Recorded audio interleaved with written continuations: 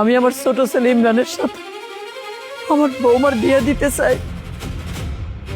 আমার বৌমা যতদিন বাইসা থাকবো এই বাড়িতে ইমরানের বউয়ের পরিচয়েই থাকবো। আল্লাহর দোহাই লাগে আম্মা, আপনি এই কথা কইেন না। আসসালামু আলাইকুম। ওয়ালাইকুম আসসালাম। আব্বা তোর শাশুড়ি কো? আছে ভিতর। আমি তোরে নিতে আইছি, চল। না আব্বা, আমি আমার স্বামীর বাড়ি ছেড়ে কোথাও যাবো না। আমি আমার বাকি জীবনটা এই বাড়িতেই থাকতে চাই। না, তুই এই বাড়িতে থাকবি না, আমি তোরে নিয়ে যামই। বেয়াই, আপনি এসব কি বলতেছেন? বৌমার আপনি নিয়ে যাবেন কেন? বিয়াই, বোঝার চেষ্টা করেন। জামাই বাবাজি মরে গেছে, আমার মেয়েটা আপনার বাড়িতে কিসের ভরসায়, কিসের আশায় থাকবে বলেন? স্বামী মরে গেলে মেয়ে গো শ্বশুর বাড়িতে কোনো দাম থাকে না। এইখানে থাকলে তো আমার মেয়েটা তিলে তিলে শেষ হয়ে যাব। আমার মাইয়ার কি এমন বয়স হয়েছে কোন? আমি বাইসা থাকতে আমি তো তারে এইভাবে তিলে তিলে শেষ হয়ে যাইতে দিতে পারব না।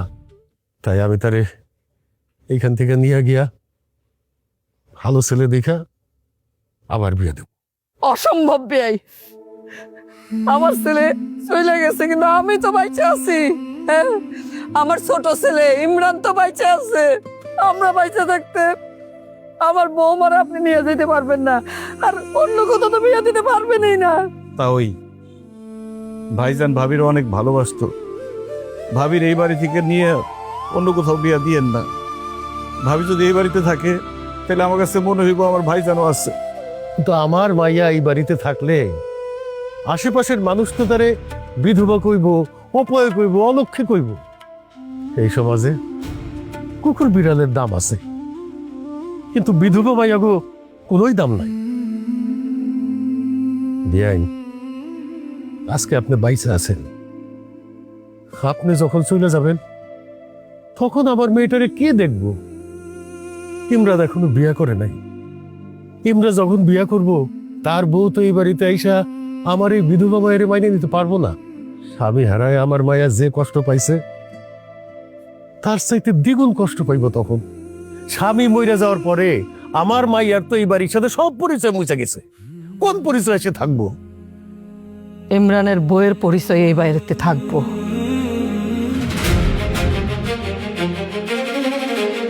মানে মানে আমি আমার ছোট ছেলে ইমরানের সাথে আমার বৌমার বিয়ে দিতে চাই। আমার বৌমা যতদিন বাইসা থাকবো এই বাড়িতে ইমরানের বউয়ের পরিচয়েই থাকবো। আল্লাহর দোহাই লাগে আম্মা, আপনি এই কথা কইেন না। আম্মা, আমি আমার স্বামীরে খুব ভালোবাসি। আমার স্বামী ছাড়া অন্য কোনো পুরুষের কথা বিয়ে করা তো দূরের কথা আমি ভাবতেও পারুম না। আর তাছাড়া ইমরান আমার দেবর, এটা সম্ভব না।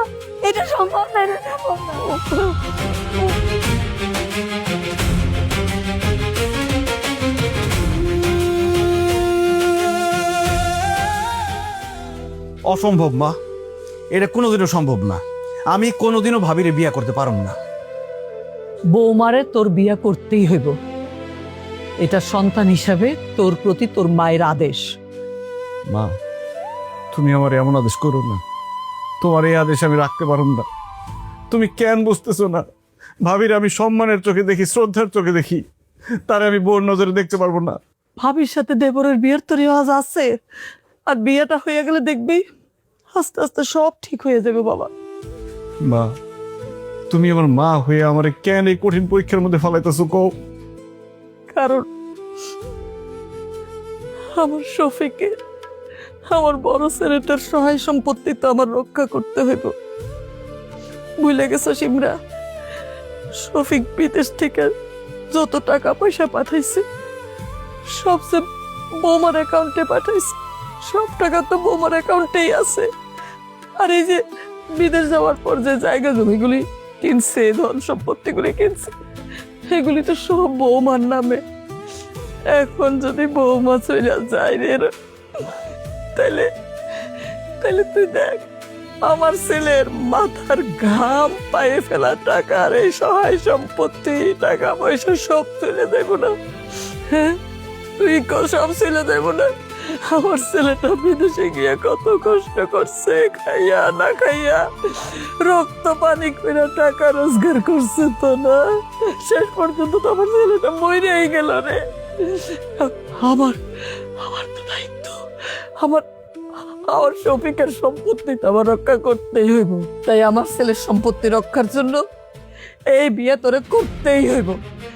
তুই যদি আমার কথার অবাধ্য হস ইমরান, যদি এই বিয়ে না কর, তোর সামনে আমি বিষ খাইয়া মরে যাব।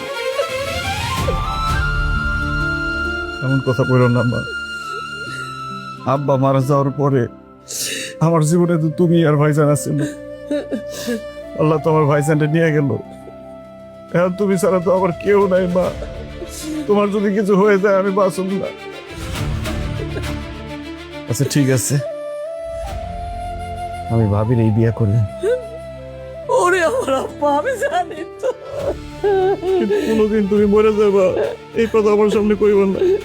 কমো না বাবা, কমো আমার কিছু হয়ে গেলে আমি বাঁচব না। না, আমি কিচ্ছু কমো না। আমার শফিক রে, আমার শফিক রে মারা গেছে রে।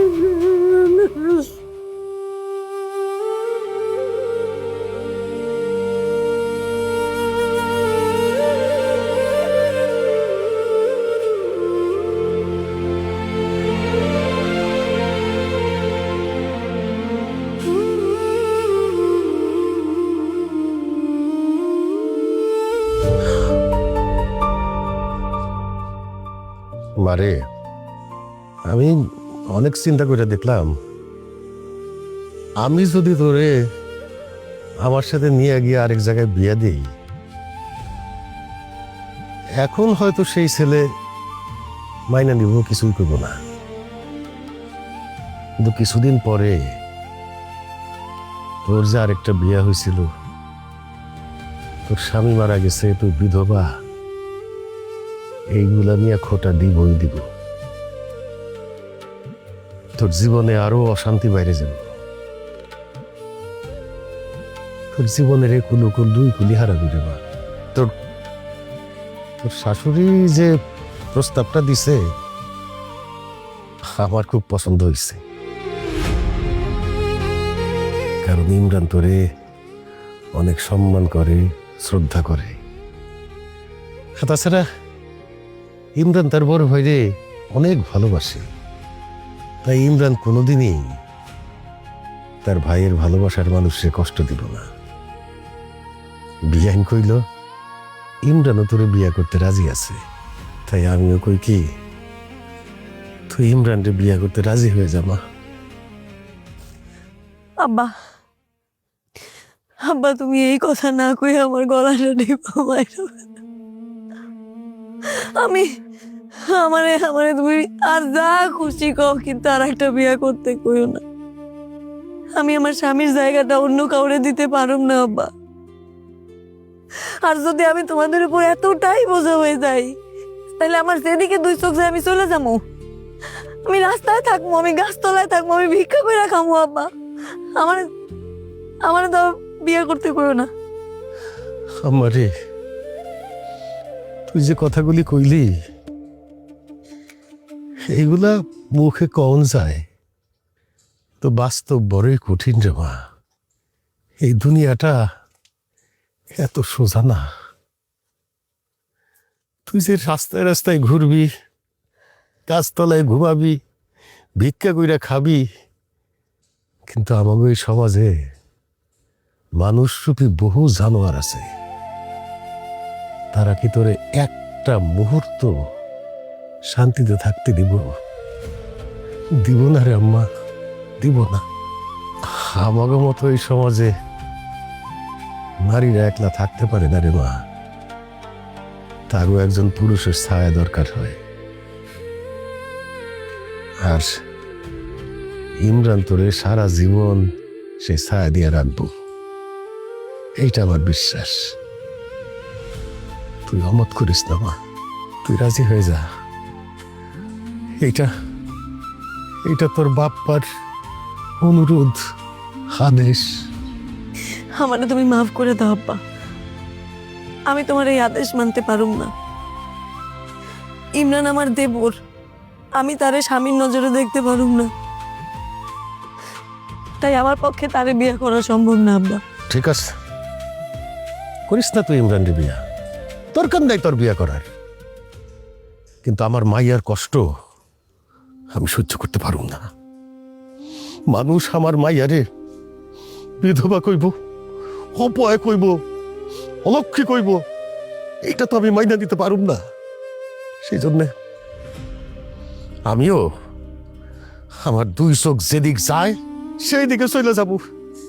আর কতদিন তোর সামনে আসুন না, তারপরে তোর যা মন চায় তাই করিস। আব্বা, এমন কথা কইও না আব্বা। আমার জন্মের পর থেকে আমি তোমারে কোনোদিনও শান্তি দিতে পারি নাই। আমার তো তুমি খালি কষ্টই পাইছো আব্বা।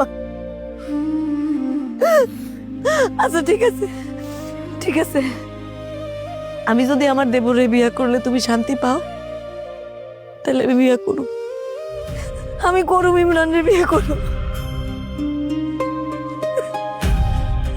খালি আমি না রে মা, তুমিও শান্তি পাবে।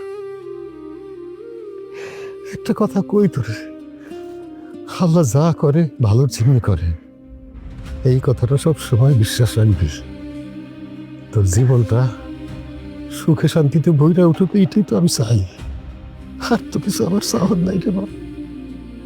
আমি যাই, তোর শাশুড়িরে বলি তোকে বিয়ের জোগাড় করতে।